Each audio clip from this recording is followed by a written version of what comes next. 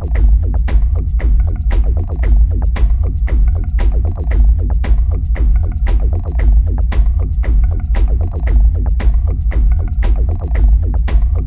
mercury silver fillings leak substantial amounts of mercury constantly. The amount increases with any kind of stimulation, and as a result, mercury from fillings produces the majority of human exposure to mercury.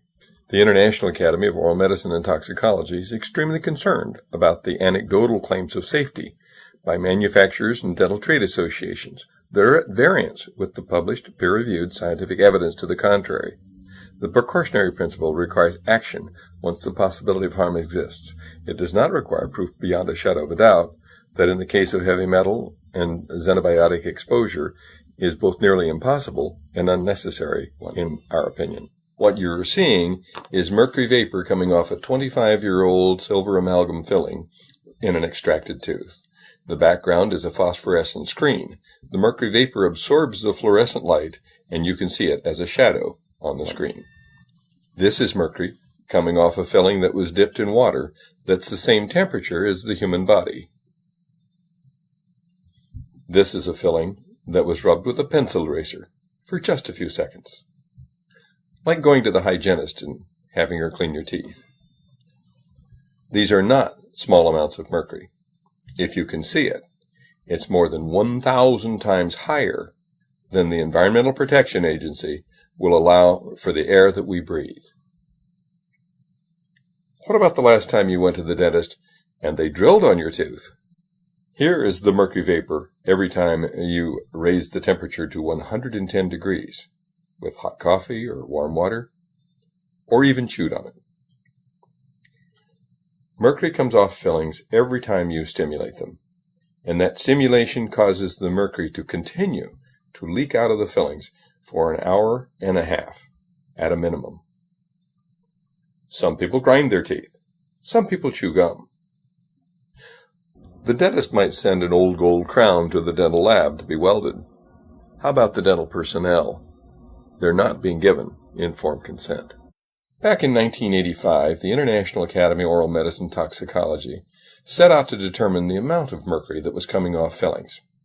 And here's the graph, showing substantial quantities of mercury were measured coming off fillings, and then we estimated the total dose. And then we began animal experiments and put radioactive fillings in sheep. Mercury accumulated in the jaw, stomach, liver, and kidney of the sheep in just 30 days. Substantial quantities of mercury spread from the fillings to every organ in that sheep's body. This should be of concern for everyone. Then we measured that the sheep's kidneys dropped in their ability by 60% to clear inulin, an indication of kidney malfunction. Whole body imaging of monkeys found exactly the same thing. Proponents of amalgam fillings claim that sheep chew too much. Well, what's the problem with monkeys? They had mercury in their jaw, kidneys, liver, intestine, and heart. And further research found dystrophic bacteria that were antibiotic resistant cropped up in the intestines within 2 weeks of receiving these mercury-leaking fillings. Further studies have found damage to the ADP ribosylation of brain neuron proteins. In response to the controversy, and at the request of the Federation of Experimental Scientists and Biologists, Drs. Fritzloh Scheider and Murray Vimy wrote an editorial, the first ever in FASEB, that point by point refuted the claims of the amalgam proponents. In 1991, the World Health Organization acknowledged that the predominant source of human exposure to mercury is from your fillings. That should be of concern to anyone wanting to have healthy children, because mercury is highly damaging to fetuses.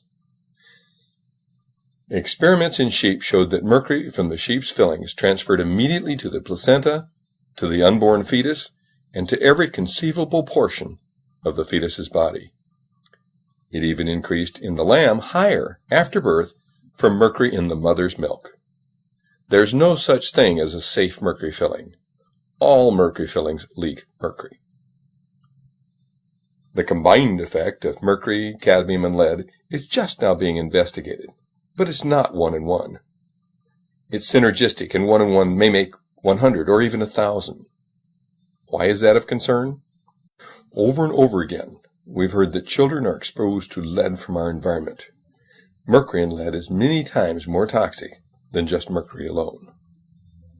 These black, corroded, pitted mercury fillings are used where you must drill away 1/3 of the tooth in order to fix a pinhead-sized cavity.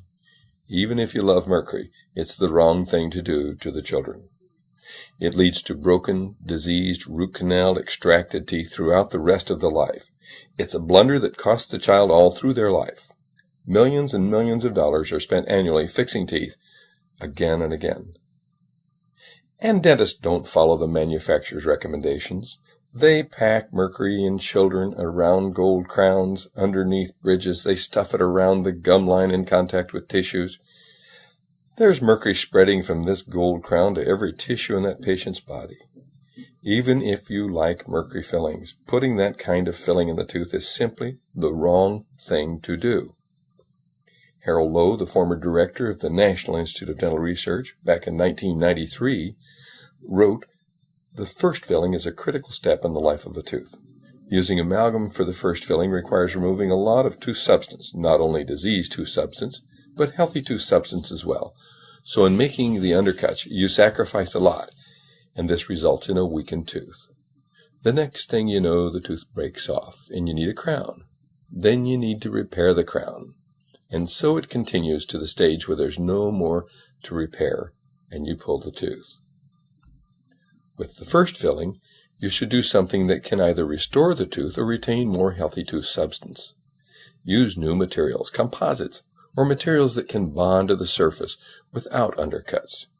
You can do this with little removal of the tooth substance so that the core of the tooth is still there.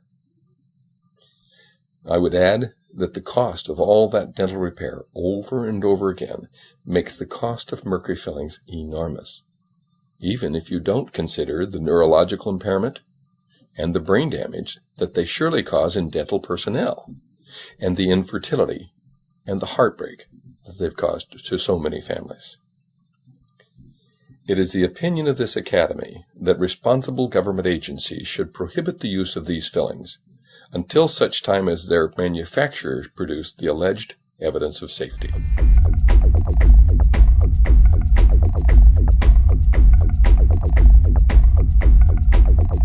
Show me the science.